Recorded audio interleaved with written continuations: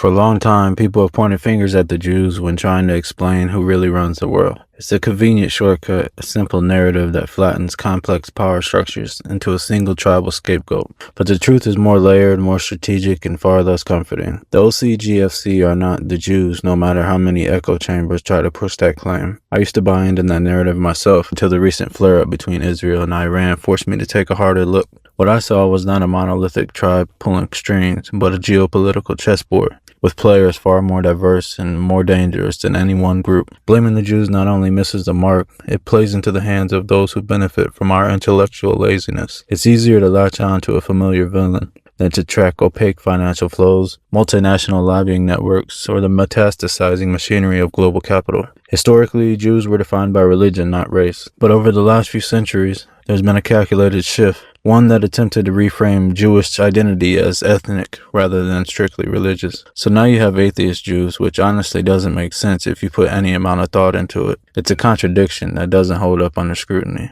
What does it mean to be a member of a faith-based identity with no faith? The question is rarely asked because the answer would unravel the political utility of such identities in the first place. Even if we set ideology aside and just follow the money, the myth still falls apart. Jews control roughly 1% of global wealth. Christians, by contrast, command around 55%. That's a staggering disparity. So when you see Israel aggressively lobbying the U.S. government, it's not because Jews run America, it's because they don't. They're trying to compensate for their lack of raw capital influence by maximizing political leverage.